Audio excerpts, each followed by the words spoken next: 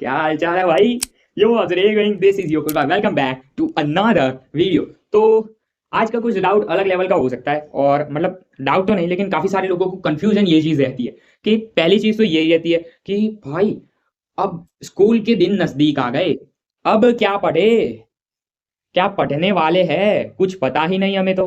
अब पहले तो वो जानना पड़ेगा, तो उसी चीज का सॉल्यूशन लेके आ चुका है आपका भाई। यही चीज आप पढ़ने वाले हो इस साल, इस साल आप यही चीज पढ़ने वाले हो। और मैं एक और चीज भी लेके आ चुका हूं कि कौन से चैप्टर्स को आपको जोर लगा के पढ़ना है, दबा के उस पर मेहनत करनी है, और कौन से चैप्टर्स बोर्ड्स के लिए सबसे ज्यादा इंपॉर्टेंट है। अब 9 तक तुम लोग कैसे पढ़ते थे?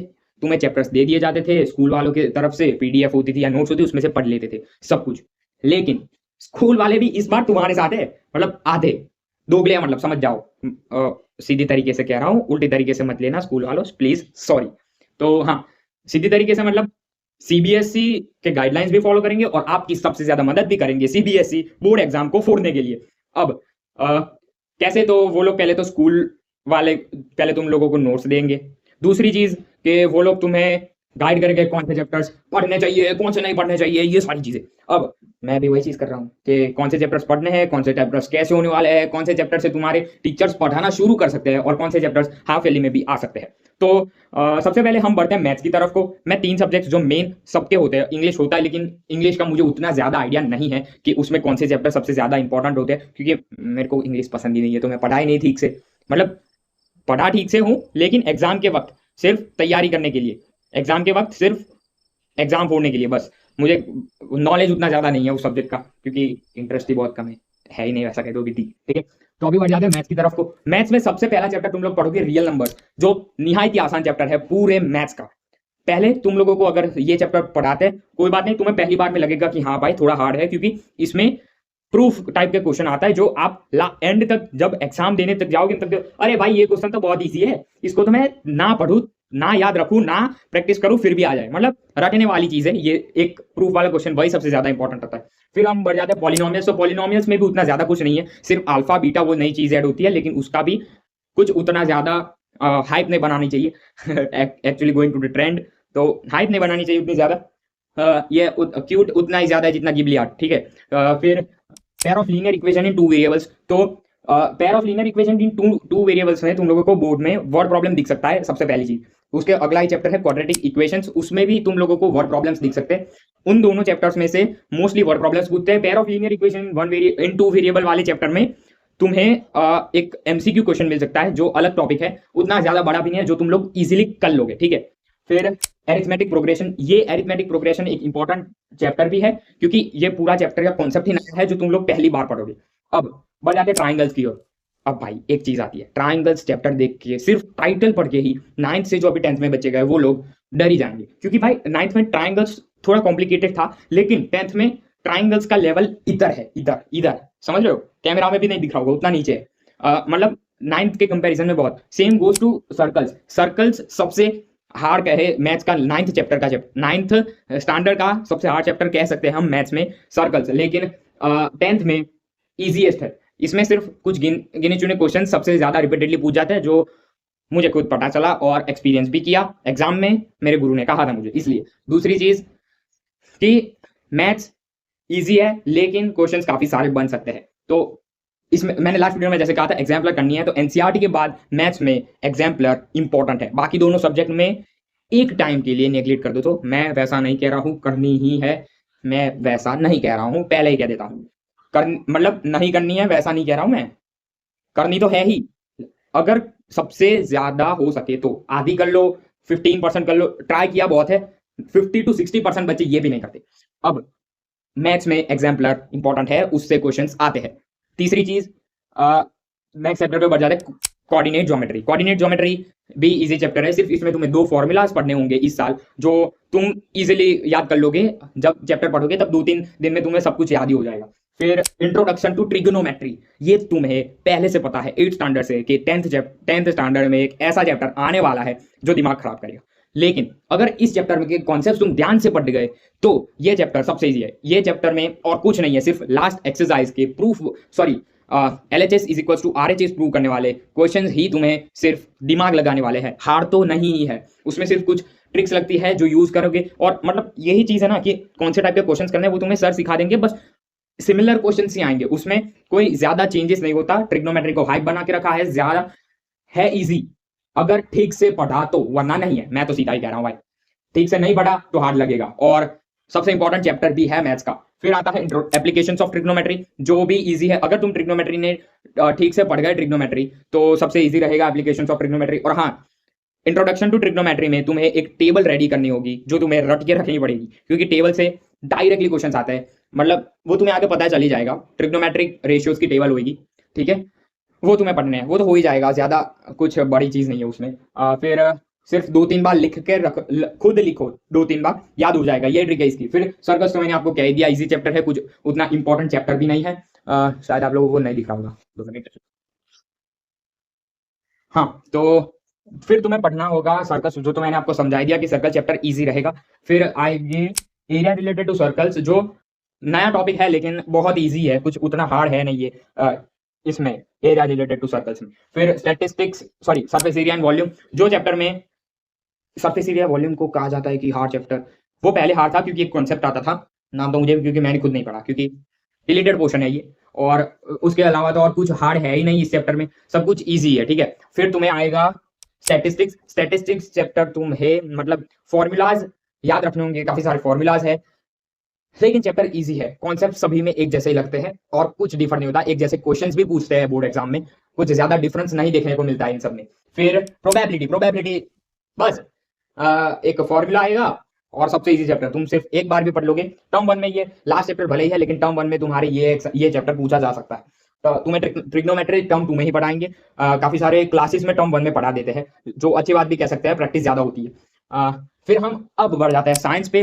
तो साइंस में तुम्हारा पहला चैप्टर रहेगा केमिकल रिएक्शन एंड इक्वेशंस। ये चैप्टर इजी चैप्टर रहेगा, सिर्फ इसमें मेन टॉपिक होगा बैलेंसिंग का, और कुछ रिएक्शंस पढ़ने होंगे जिनमें से कुछ थियोरेटिकल क्वेश्चंस पूछ लेते हैं कई बार। ज्यादा कुछ बड़ी चीज नहीं होती, होता बैलेंसिंग के हिसाब से ही है। इक्वेशंस के ऊपर पूरा चैप्टर है, रिएक्शन एंड इक्वेशंस में मेन इक्वेशंस ही।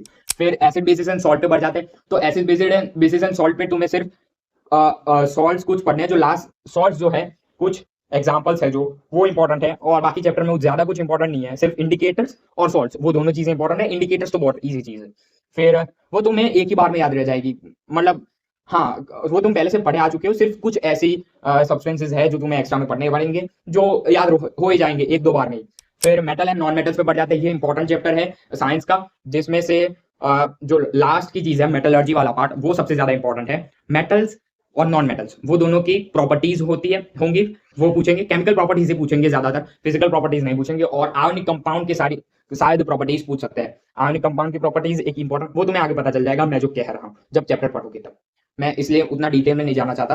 तो ये चैप्टर वैसे इजी है, लेकिन मेटलर्जी वाला पार्ट है वो थोड़ा कंफ्यूज कर सकता है, लेकिन अगर सिर्फ एक बार पूरा ध्यान लगा के पढ़ लिया तो याद हो ही जाएगा। 2-3 बार रिवीजन कर लेना, पक्का याद हो जाएगा। कार्बन एंड इट्स कंपाउंड, ये चैप्टर बहुत बहुत बहुत ज्यादा इंपॉर्टेंट चैप्टर है। मतलब इसमें उतना ज्यादा मार्क्स का वेटेज नहीं होता, लेकिन हाँ, ये चैप्टर हार्ड है। मतलब मैं तुम्हें डरा नहीं रहा हूं, है हार्ड, लेकिन कुछ प्रैक्टिस कर लोगे हो ही जाएगा। इसमें नेमिंग इंपॉर्टेंट है, और केमिकल रिएक्शंस इंपॉर्टेंट है कार्बन की। इसमें नेमिंग फिर भी याद कर लोगे तुम एक बार में ही, ठीक है। प्रॉपर नेमिंग सीखनी है तो 1-2 बार प्रैक्टिस करोगे हो जाएगा। फिर एक इंपॉर्टेंट चीज यही आती है कि कार्बन एंड इट्स कंपाउंड में केमिकल रिएक्शंस जो होंगी वो तुम्हारा दिमाग खराब करेंगी, पक्का करेगी। तो उसके लिए अगर वीडियो चाहिए होगी मैं दे दूंगा, बहुत बहुत मस्त ट्रिक से वीडियो बनाए। मतलब मैंने उस लेवल की ट्रिक से पढ़ा है, मतलब याद हो ही जाएगा, ज्यादा कुछ बड़ी चीज नहीं है। लेकिन हाँ, हार्ड है। हार्ड तो मतलब कह इसलिए रहा हूं क्योंकि हार्ड वैसे हार्ड नहीं है कि याद नहीं रहेगा, बहुत कॉम्प्लिकेटेड चीज है, वैसे नहीं। ये चीज कंफ्यूज बहुत करेगी, क्योंकि काफी सारी रिएक्शंस है इस चैप्टर में, 2-3 ही लेकिन रिएक्शंस है जो सबसे ज्यादा इंपॉर्टेंट है। सोप एक ऐसी चीज होगी जो तुम्हें लगेगी कि हाँ वो चीज एक इंपॉर्टेंट टॉपिक है, लेकिन इजी है वो भी। उसमें सिर्फ डायग्राम की चीज रहेगी। हाँ, केमिकल में मतलब केमिस्ट्री में भी डायग्राम्स तुम्हें शायद पूछ सकते हैं, अगर 5 मार्क का क्वेश्चन आ गया तो तुम्हें ज्यादा पूछ लेंगे, लेकिन बहुत कम पूछा जाता है ये चीज। फिर लाइफ प्रोसेस, ये तुम्हारे पूरे साइंस बुक का इंपॉर्टेंट चैप्टर है, लेकिन बड़ा चैप्टर भी है बायोलॉजी पार्ट में। सबसे बड़ा चैप्टर बायोलॉजी पार्ट में यही है इजी। तुम्हें शायद सबसे पहले ये चैप्टर शुरू कर सकते हैं स्कूल या कोचिंग वाले, है चैप्टर इजी ही। फिर कंट्रोल एंड कोऑर्डिनेशन चैप्टर है 6 चैप्टर, जो उतना ज्यादा इंपॉर्टेंट नहीं है, तो मतलब तुम्हें आ जाए वैसा चैप्टर है, और क्वेश्चंस भी उतने मॉडरेट ही पूछते हैं। फिर हाउ टू ऑर्गेनिज्म रिप्रोड्यूस, ये चैप्टर मुझे पता है तुम लोगों को पसंद आएगा, हंस भी रहे होगे कहीं तो अंदर अंदर।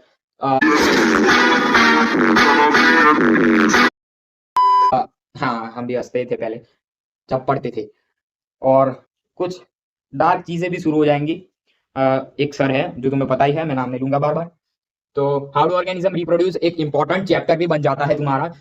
इंपॉर्टेंट चैप्टर इसलिए क्योंकि इसमें से सवाल बनते हैं, और वो भी थोड़े कॉम्पिटेंसी बेस के साइड पे, मतलब समझ जाओ। होता कॉन्सेप्ट का ही है, लेकिन थोड़ा घुमा के पूछते हैं, थोड़ा नहीं बहुत घुमा के पूछते हैं। लेकिन अगर तुमने ये चैप्टर ठीक से पढ़ी लोगे, ये चैप्टर तो मतलब ये चैप्टर तो तुम लोग ठीक से पढ़ी लोगे मतलब ये चैप्टर तुम लोग ठीक से पढ़ गए, पढ़ी लोगे, तो तुम्हें तो पूरा आ ही जाने वाला है ये चैप्टर।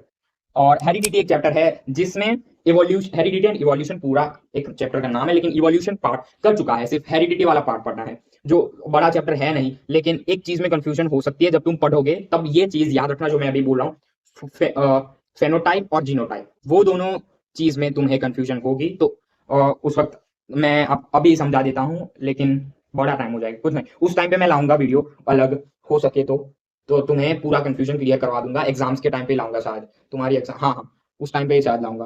फिर लाइट चैप्टर आ जाता है, जो फिजिक्स इधर से शुरू होता है। लाइट चैप्टर एक इंपॉर्टेंट चैप्टर है न्यूमेरिकल्स के लिए, इसमें काफी अच्छे अच्छे बड़े बड़े, इसमें न्यूमेरिकल्स में फॉर्मूलाज और वो सब इजी है, लेकिन इसमें से जो न्यूमेरिकल्स पूछेंगे वो तुम्हें बड़े होंगे, थोड़े बड़े होंगे, होगा आंसर एक ही तरीके से निकालना, लेकिन पूछेंगे घुमा के, उतनी गारंटी है, बहुत घुमा के पूछेंगे। ये तुम्हें आएगा, क्योंकि इसमें मेन चीज यही याद रखनी पड़ेगी तुम्हें कि फॉर्मूलेज याद रखना है सारे के सारे, कहाँ पे अप्लाई होता है वो सारी चीज। फिर ह्यूमन आयन कलरफुल, इसे तो भाई ये चैप्टर मत मानो तुम लोग, कुछ नहीं है, हलवा चैप्टर है ये फिजिक्स में गिनते हैं, लेकिन मुझे लगता है बायोलॉजी में होना चाहिए, वो आई चेक करने वालों के ज्यादा काम आता है ये। हाँ, लेकिन इसमें से न्यूमेरिकल्स पूछते हैं, मतलब बहुत बड़े नहीं होते हैं, छोटे 1 2 3 मार्क्स के क्वेश्चन में पूछ लेते हैं सिर्फ न्यूमेरिकल, और वो कैश मार्क्स होते हैं भाई। एक चीज होती है, वो तुम इसमें भी पढ़ी लोगे, लाइट चैप्टर में भी तुम वही चीज पढ़ लोगे, इसमें भी सिर्फ उसमें भी वही चीज ही पढ़नी है, लेकिन इसमें वर्ड प्रॉब्लम्स के फॉर्म में आएगी वही चीज, ठीक है। फिर आता है इलेक्ट्रिसिटी चैप्टर, जो साइंस बुक का सबसे ज्यादा दिमाग खराब करने वाला और इंपॉर्टेंट चैप्टर है। मतलब ये चैप्टर में फॉर्मूलाज काफी सारे फॉर्मूलाज जो तुम्हें याद रखने हैं, और कहाँ पे कौन सा अप्लाई होता है वो भी याद रखना है। Chapter line wise, series wise कहां से कहां जा रहा है वो चैप्टर सिर्फ तुमने ध्यान में रख लिया, तुम्हें चैप्टर आ जाएगा। सबसे पहली बार में मुझे नहीं आया था, क्योंकि मैं भाई सब कॉन्सेप्ट्स को अलग अलग पर्सपेक्टिव से पढ़ता हूँ, लेकिन इस चैप्टर को थोड़ी स्टोरी लाइन में पढ़ना, मतलब वैसे स्टोरी नहीं होगी, लेकिन एक जैसे होती है ना कि एक स्टोरी पूरे लाइन में चलती है, वैसा तो नहीं कि कौवा आया फिर पिया पानी फिर पत्थर डाला, वैसा तो नहीं होता ना, पहले पत्थर डाला फिर पानी होता है ना, फिर पानी पीता है, मतलब वही जो। तो लाइन वाइज ये तुम चीज याद रख लेना, सब कुछ मतलब तुम्हें एक एक करके सब कुछ याद रह जाएगा ये दिमाग में, ठीक है। फिर magnetic effects and magnetic effects of the current, ये चैप्टर रहेगा। ये चैप्टर उतना ज्यादा बड़ा चैप्टर नहीं है, लोग इस चैप्टर को नेग्लेक्ट कर लेते हैं, क्योंकि ये चैप्टर है इजी, लेकिन इससे क्वेश्चंस काफी अच्छे अच्छे पूछ लेते हैं, मतलब कॉम्पिटेंसी बेस्ड इसमें से क्वेश्चंस आते हैं। और लास्ट चैप्टर आता है अवर एनवायरमेंट, जो चैप्टर में से केस स्टडी पूछते हैं, और इसे तो काफी सारे लोग चैप्टर मानते नहीं है भी नहीं, सिर्फ दो टॉपिक्स ऐसे नए टॉपिक्स है, जो 2 3 टॉपिक ऐसे नए टॉपिक है जो तुम्हें ध्यान में रखने हैं। वैसे तो 4 ही टॉपिक का चैप्टर है, लेकिन 3 टॉपिक है जो तुम्हें नए होंगे, लेकिन वो चीज कि ये चैप्टर में भी तुम्हें याद रह ही जाने वाला है, सबको तुम्हें इस चैप्टर में भी याद रह जाने वाला है, ठीक है। तो काफी सारी चीजें भी बदल गई, कपड़े बदल गए, दिन भी बदल गया, और बोर्ड पे लिखा हुआ भी बदल गया। तो एक्चुअली ये चीज हुआ कुछ ऐसे कि फोन में जब मैं रिकॉर्डिंग कर रहा था, फोन हो गया ओवरहीट, उसे मैंने रख दिया फ्रिज में ठंडा करने के लिए, लेकिन फिर काफी सारे काम भी आ गए दूसरे, तो उसमें लग गया, फिर मैं वीडियो रिकॉर्डिंग नहीं कर, वैसे भी 12 बजे मैं रिकॉर्ड कर रहा था वीडियो रात के कल, तो ये चीज हुआ।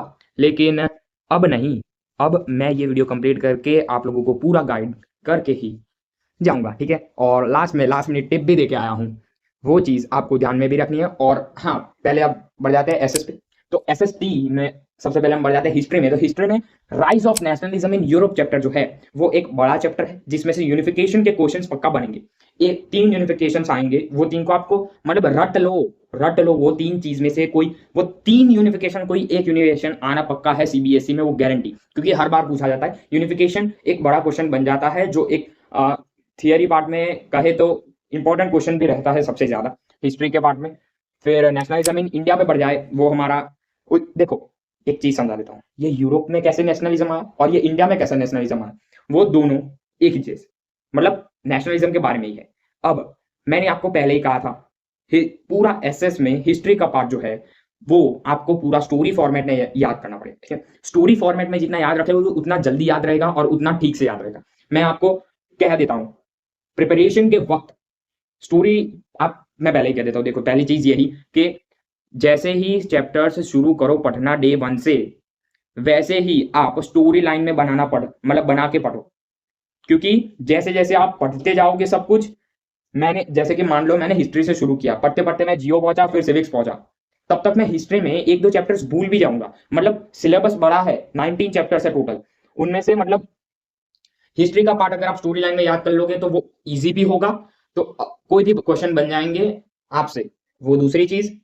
और जब आप प्रिपेयर करोगे तो स्टोरी फॉर्मेट में याद रखा हुआ वो आपको डिट्टो याद होगा, मतलब क्योंकि हिस्ट्री में ही सबसे ज्यादा पेजेस है, मतलब सबसे ज्यादा बड़े चैप्टर्स हिस्ट्री में ही है, मतलब उस हिसाब से आपको प्रिपरेशन करना है। मैंने आपको एक टिप दे दी कि हिस्ट्री में आपको स्टोरी फॉर्मेट से याद करना पड़ेगा जब आप प्रिपरेशन करो। अब दूसरी चीज, आप जितने भी चैप्टर्स करो एसएसटी में, तुम्हारे टीचर तुम्हें हाईलाइट करवाएंगे कुछ चीजें, वो चीज तो पढ़नी है, लेकिन जैसे ही तुम्हारा मतलब जहां तक तुम्हारे कोचिंग में या स्कूल में करवा दिया हो वहां तक आपको एनसीईआरटी पढ़ लेनी है पूरी फिर से और समझ लेना है, क्योंकि एसएसटी में जितने एनसीईआरटी का वर्ड्स आप यूज करोगे उतने ज्यादा मतलब मार्क्स मिलेंगे, क्योंकि जो चेक करे होंगे पेपर, उन्हें डायरेक्टली एनसीईआरटी के वर्ड्स मिलेंगे, और आपने अगर एनसीईआरटी इसमें रट के घोल के पानी में पी गए, ठीक है, तो आप मतलब कहीं ना कहीं लॉन्ग टर्म मेमोरी में याद होगा कि ये वाले पेज पे ये वाले इमेज के पास में ये पैराग्राफ था,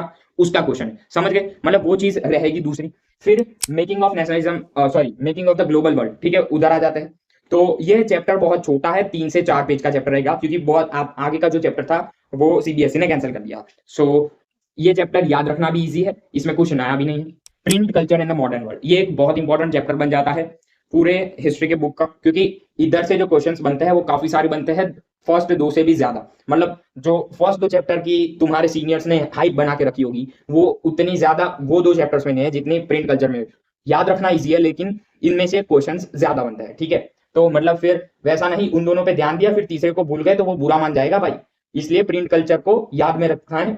उनमें एक चीज है, प्रिंट कल्चर इंडिया का भी दिखाया है और प्रिंट कल्चर यूरोप का भी, दोनों में पैटर्न सेम ही रहता है, सिर्फ कुछ इंसिडेंट्स बदल जाते हैं। वैसा ही फर्स्ट 2 चैप्टर्स भी लिंक ही है, पैटर्न्स अलग होते हैं, होता मतलब पैटर्न सेम होता है, फिर भी सटिया बटिया गया, पैटर्न सेम होता है लेकिन कॉन्टेक्स्ट अलग है, बस उतना ही। हिस्ट्री मैं अभी कह रहा हूं सबसे इजी आपको एसएसटी में लास्ट मतलब सेकंड नंबर पे इजी हिस्ट्री बढ़ेगा, फिर फर्स्ट नंबर पे इजी इकोनॉमिक्स, उस पे हम लास्ट में आएंगे। अब बढ़ जाते हैं जियो पे, जियो में सबसे ज्यादा चैप्टर्स होंगे एसएसटी के, एसएसटी में सबसे ज्यादा चैप्टर्स जियो में होंगे और सबसे हार्ड भी तुम्हें जियो ही पड़ेगा, क्योंकि इसमें रटने वाली चीज बहुत ज्यादा है।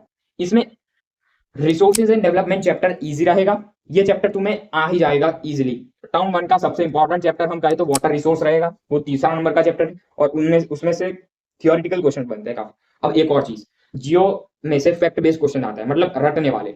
अब जियो में अगर आप फैक्ट बेस्ड क्वेश्चंस को रटना तो पड़ेगा ही, उसमें ज्यादा बहुत ज्यादा मत फोकस करना, क्योंकि सीबीएसई वाले सबसे ज्यादा क्वेश्चंस थ्योरेटिकल पार्ट में से पूछते हैं, फैक्ट बेस्ड में से सिर्फ एमसीक्यूज और वो सब आएगा, तो मतलब वो तुम्हें आ ही जाएगा, वैसा नहीं कि नहीं आएगा। और हाँ, हिस्ट्री में क्रोनोलॉजी पूछते हैं, क्रोनोलॉजी ध्यान में रखनी है, मतलब इंसिडेंट्स बताने हैं लाइन वाइज, जैसे वो थी ना कौवे की स्टोरी जो तुम बचपन में करते थे, पिक्चर देख देख के कौन क्रोनोलॉजी बनाते थे, बस वैसा होगा, लेकिन इसमें स्टेटमेंट होगा क्योंकि तुम बच्चे तो रहे नहीं। अब वाटर रिसोर्स की बात हो गई, forest and wild life resources भी छोटा चैप्टर है, 6 से 7 पेज का ही है चैप्टर, वो भी याद हो जाएगा, इसमें से एक 5 मार्क का क्वेश्चन तुम्हें टर्म 1 में दिखेगा। फिर एग्रीकल्चर पे बढ़ जाते हैं, तो एग्रीकल्चर चैप्टर तुम्हारे जियो का कहे तो वो सबसे इंपॉर्टेंट चैप्टर है, इसमें फैक्ट बेस ज्यादा है, लेकिन फैक्ट बेस तो है ही, इसमें से शायद आप लोगों को केस स्टडी पूछे, शायद चांसेस रहते हैं इसमें से केस स्टडी पूछने की, और एमसीक्यू बेस भी आता है, मतलब इसमें से 4 मार्क्स तो आएंगे शायद, क्योंकि उतने फ्रीक्वेंटली नहीं पूछे जाते केस स्टडी इसके, लेकिन पूछते हैं जरूर। फिर मिनरल्स एंड एनर्जी रिसोर्सेज, तो मिनरल्स एंड एनर्जी रिसोर्सेज भी थोड़ा थोड़ा ही फैक्ट बेस है, बाकी उसमें भी तुम्हें थियोरिटिकल क्वेश्चंस अच्छे से मिल जाएंगे। मतलब वो मिनरल एनर्जी रिसोर्स चैप्टर में से तुम्हें दो कॉन्टेक्स्ट पढ़ने हैं, मिनरल का और एनर्जी का। तो उसमें जो मिनरल वाला पार्ट है उसमें आप लोगों को थियोरिटिकल क्वेश्चंस मिलेंगे। एनर्जी पे उतने ज्यादा नहीं होते, लेकिन हाँ 2-3 मार्क्स के क्वेश्चन इसमें भी पूछ लेते हैं एनर्जी वाले पार्ट में से। फिर आता है मैन्युफैक्चरिंग इंडस्ट्री। ये चैप्टर बड़ा चैप्टर है, मतलब लास्ट चैप्टर है। तुम याद करते करते मतलब थोड़ा कंफ्यूज स्टार्टिंग में हो गई है चैप्टर में, लेकिन ये चैप्टर भी इजी है। इसमें से 5 मार्क का एक क्वेश्चन बन जाता है जो आप आगे पढ़ी लो, क्योंकि मैं अभी कहूंगा तो आपके पल्ले नहीं पड़ेगा, बाउंस ही होगी बॉल। ठीक है, सिविक्स पे आ जाता है। तो सिविक्स में पावर शेयरिंग एक चैप्टर है जो आपको फर्स्ट चैप्टर है, जो तो पूरे एसएसटी का सबसे इजी चैप्टर ये रहेगा। नहीं वैसे तो ये है, लेकिन फिर भी ये है ही, ये तुम्हें इजीली आ जाएगा। फेडरलिज्म एक इंपॉर्टेंट चैप्टर, क्योंकि इसमें से पक्का आपके सीबीएसई बोर्ड में एक 5 मार्क का क्वेश्चन मिल जाएगा, और ये कैश मार्क्स होंगे, वो मैं गारंटी से कहता हूँ। फीचर्स ऑफ फेडरलिज्म पे क्वेश्चन आएगा। फिर जेंडर रिलीजन एंड कास्ट, ये चैप्टर भी इंपॉर्टेंट चैप्टर है। इसमें से आप लोगों को वो घुमा के क्वेश्चन पूछेंगे कॉम्पिटेंसी बेस वाले, समझ रहे हो? मतलब इसमें क्वेश्चंस तुम्हें पल्ले नहीं पड़ेगा। इसमें 3 पार्ट है, जेंडर, रिलीजन, कास्ट। जेंडर आपको अलग पूरा पढ़ना है, रिलीजन अलग पूरा पढ़ना है, और कास्ट अलग पूरा पढ़ना है। अब जेंडर पढ़ते वक्त आपको उसके कुछ पॉजिटिव साइड्स दिखेंगे। जेंडर आपको पॉजिटिव एस्पेक्ट्स दिखाएगा पॉलिटिकल पर्सपेक्टिव से। ठीक है, मतलब ये पूरा चैप्टर ही, मतलब पूरा सिविक्स से पूरा पॉलिटिकल पर्सपेक्टिव से ही दिखा है। ये चैप्टर में 3 कॉन्टेक्स्ट दिए हैं जिसमें पॉलिटिक्स का क्या असर होता है, क्या तो वो चीज रहती है। फिर पॉलिटिकल पार्टी, ये एक इंपॉर्टेंट चैप्टर बन जाता है फिर से। ये चैप्टर में ज्यादा कुछ बड़ी चीज नहीं है, लेकिन इसमें फैक्ट बेस्ड है। हाँ, इसमें भी फैक्ट बेस्ड चीज है। फिर आउटकम्स ऑफ डेमोक्रेसी, इसमें से 5 मार्क्स का एक क्वेश्चन आएगा। ठीक है, ये भी आएगा। जो भी कैश मार्क्स है ये भी तुम्हें आ जाएगा, ये इजी है। ये वाले में चैप्टर में से जो क्वेश्चन बनेगा, वो क्वेश्चन तुमने ऑलरेडी 9th या 8th में तुम ऑलरेडी पढ़ चुके होगे। जो 5 मार्क का क्वेश्चन बनता है जनरली, ज्यादातर देखने को मिला है कि वही टॉपिक से आए, लेकिन दूसरे टॉपिक से भी आ जाते हैं कई बार, लेकिन फिर वो 5 मार्क के नहीं पूछते, 3-4 मार्क्स के होते। फिर एक चीज सिविक्स में आपको 5 मार्क कर रहे हैं, पॉलिटिकल पार्टीज या फेडरलिज्म, वो दोनों में से एक 5 मार्क्स का क्वेश्चन आएगा जो कैश मार्क होगा। जैसे कि मैंने आपको कहा फीचर्स ऑफ फेडरलिज्म एक 5 मार्क का क्वेश्चन बन जाएगा फेडरलिज्म चैप्टर में से। तो मतलब वो भी हो सकता, या फिर फंक्शंस ऑफ पॉलिटिकल पार्टीज ये होगा। मतलब उन दोनों में से कोई एक आता है, जो दोनों ईजी है। याद रखने 2-3 बार तुम लोग सिर्फ टेक्स्ट बुक रीड करो। मैं अभी भी कह रहा हूँ, फिर से टेक्स्ट बुक रीड करोगे पूरा एसएसटी इजी लगेगा, क्योंकि तुम ऑलरेडी एनसीईआरटी गोटे पी चुके हो, समझ रहे हो? अब आ जाता है इकोनॉमिक्स पे। इकोनॉमिक्स में डेवलपमेंट चैप्टर आ जाता है, जो इतना इंपॉर्टेंट चैप्टर नहीं है। इकोनॉमिक्स में सिर्फ एक ही इंपॉर्टेंट चैप्टर है सबसे ज्यादा, जो सेक्टर्स ऑफ इंडियन इकोनॉमी। ये चैप्टर बड़ा है लेकिन इजी चैप्टर भी है, मतलब ये तुम्हें याद भी हो जाएगा जल्दी से। इसमें कोई तुम इसको एक ही बार में पढ़ लोगे भाई, जब टीचर समझा लेंगे उतने में याद होगा, क्योंकि ये चैप्टर इजी है लेकिन बड़ा है। इसमें से क्वेश्चन बनता है, बड़ा क्वेश्चन बनता है, 3 मार्क्स का होता है जनरली। फिर मनी एंड क्रेडिट पे होता है। ये मनी एंड क्रेडिट चैप्टर आगे आपको, अगर आप इकोनॉमिक्स ले रहे हो, मतलब कॉमर्स में जा रहे हो, या फिर आप ह्यूमैनिटीज करोगे 11th-12th में, तो उस पर्सपेक्टिव से ये चैप्टर इंपॉर्टेंट है। मतलब सीबीएसई इसमें कॉम्पिटेंसी बेस पूछता है, वो पक्का आपको कॉम्पिटेंसी बेस्ड एक मनी एंड क्रेडिट में से ज्यादातर पूछेगा, वरना तो वो सबसे ज्यादा पूछते हैं इसमें से एमसीक्यूज, क्योंकि ये चैप्टर में उतने बड़े क्वेश्चंस बनने मतलब है ही नहीं ज्यादा। तो ये चैप्टर उतना हार्ड नहीं है, लेकिन मॉडरेट चैप्टर है, याद हो जाएगा। फिर ग्लोबलाइजेशन, ये आपका सिर्फ 4 पेज का चैप्टर है। आगे का पार्ट पीछे का पार्ट सब काट लिया, या बीच का रह गया जो तुम्हें पढ़ना है। ठीक है, उल्टे कॉन्टेक्स्ट समझ लो। फिर लास्ट मिनट टिप मैं आपको दे देता हूं। अब last minute tip is important. जैसे तुम मतलब तुम्हारे स्टडी कैसे करनी है वो चीज आपको मिल जाएगी, सबसे ज्यादा इंपॉर्टेंट है कंसिस्टेंट स्टडी फ्रॉम डे 1।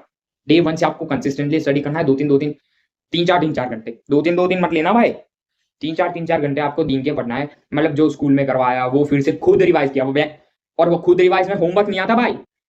वो जो स्कूल या कोचिंग वाले वो तुम्हें जो वर्क देते हैं ना, वो नहीं आती सेल्फ स्टडी में। वो जो, अगर आप वो गलत फैमिली में रह रहे हो और वैसे पढ़ रहे हो, तो भाई मैं आपको अभी समझा दे रहा हूँ, खुद पढ़ना। जो तुम्हें स्कूल या कोचिंग में करवा रहे हैं उस चीज को आप खुद एक बार घर से करो। ठीक है, वो चीज सबसे ज्यादा इंपॉर्टेंट रहती है। ठीक है, फिर टेक लेस स्ट्रेस कम। ज्यादातर मैं इसलिए कह रहा हूँ, कंसिस्टेंट स्टडी करोगे स्ट्रेस वैसे भी नहीं ही होगा। अब स्ट्रेस सबसे ज्यादा होता है कब? तो वैसे भी तुम्हें पूरे 10th में स्ट्रेस रहेगा, क्योंकि कहीं पेरेंट्स सोसाइटी के पर्सपेक्टिव से तुम्हारे 10th देखते हैं, तो सोसाइटी का एक तो प्रेशर होगा, सारे रिलेटिव्स आके पूछेंगे भाई कैसा चल रही है पढ़ाई, 10th में है, पढ़ना ठीक से, रूम में से बाहर मत निकल, नहीं भाई। 9th से 10th ईजी, अगर तुमने 9th छोड़ी है तो 10th तो भूल जाओ, हलवा है, ठीक है। हाँ लेकिन हलवा मतलब ये नहीं ओवर कॉन्फिडेंस में आ गए, पढ़ना तो है ही, नहीं पढ़ोगे तो सबसे ज्यादा हार्ड भी रहती है 9th से, पढ़ना तो पड़ेगा। फिर playing is also important, fit रहना भी ऑल्सो इंपॉर्टेंट है। फिट हम नहीं रहे थे, इसलिए मतलब क्या है ना, लेजीनेस आ जाती है। लेजीनेस आएगी तो आप लोगों को मतलब पढ़ाई में इफेक्ट करती है कहीं ना कहीं। लेजीनेस आएगी, मोबाइल देखना पसंद होगा, डिस्ट्रैक्शंस होंगे, मतलब मोबाइल देखना 1 घंटे दिन का देखो, किसने कहा नहीं, किसने मना किया भाई, लेकिन 1 घंटा 2 घंटा, हाँ 2 घंटा भी देख लो कोई बात नहीं, लेकिन पढ़ना फिर तुम्हें बुरा लगेगा, मतलब पूरे दिन ही तुम मोबाइल में रहोगे, ये चीज एक बन जाती है। फिर review text books, index and check every chapter, ये जो मैंने आपको पूरा मैथ साइंस और एसएसटी का मैंने जो दिखा है सारे चैप्टर्स इंपॉर्टेंट, वो चीज एक बार तुम खुद इंडेक्स में जाओ, चैप्टर्स चेक करो, और फिर हर एक चैप्टर को आप सिर्फ ऊपर ऊपर से पेजेस देख लो, क्या है कैसा रहेगा चैप्टर, तुम्हें मतलब पूरा ओवरव्यू मिल जाएगा। फिर तुम पढ़ने बैठोगे, तुम्हें ऐसा नहीं लगता नया चैप्टर, ये तो मैं पहली बार पेज खोल रहा हूँ, क्या होगा ये चैप्टर में देख लेता हूँ, नहीं अभी से देख लो, पीछे से कुछ नया नहीं लगेगा और पढ़ने में मजा भी आएगा। अब कई लोगों ने बुक्स नहीं ली होगी, ले लिया तो अच्छी बात है, नहीं लिए तो क्या है, पुरानी बुक्स है बेच दो, ठीक है, बेच के हो तो सेकंड हैंड ले लो, मतलब अगर फाइनेंशियल प्रॉब्लम कुछ ऐसी है, नहीं लो तो सबसे अच्छी चीज है। तो अगर फाइनेंशियल प्रॉब्लम कुछ ऐसी है, या फिर मोस्टली सब लोग तो अब सेकंड हैंड बुक से लेते हैं, क्योंकि ज्यादातर कंटेंट वैसा नहीं मिल ही जाता है, सेम टू सेम ही होता है, सिर्फ रेशनलाइज बुक्स होती है, वो तो सिर्फ टीचर आपको मार्क करवा देंगे कि कौन सा पार्ट कट हो चुका है सीबीएसई में और कौन सा पढ़ना है, ठीक है। अब रेशनलाइज लो या वो लो, कुछ फर्क नहीं रहेगा, उसके बाद कट कुट तो होने ही जाने वाली है, ठीक है, वो तुम्हें सारे टीचर्स कह देंगे कि कौन सा पार्ट कट हो चुका है, ठीक है। अब आपने वो बुक्स तो बेच ली, उसके बाद आपको ये वाली जो बुक्स है मतलब 10th की, वो आप सेकंड हैंड ले लो, और हाँ अगर नसीब रहा तो, नसीब की बात तो छोड़ो, तुम खुद सारी सेकंड हैंड बुक्स जो शॉप वाले अंकल रखते हैं उनके पास जाके एक बार देख लो, जिसमें हाईलाइटेड वाला पार्ट हो या इंपॉर्टेंट क्वेश्चंस टिक किए हो ना, वो वाली बुक लेना, वो आपको काम में आएगी। हाँ एक चीज, वो चीज मत कर देना भाई कि इसने क्वेश्चंस का आंसर दे दिया है सेकंड हैंड बुक में, जल्दी जल्दी मैं पूछ रहा हूँ मैं आंसर दे दे, नहीं, समझो यार क्वेश्चन, उससे तुम हीरो बन जाओगे, लड़की नहीं पटेगी, लड़की इससे नहीं पटेगी, पटानी भी नहीं है अब तो, जो है अभी वो रहने दो, नहीं है तो वेल एंड गुड, ठीक है।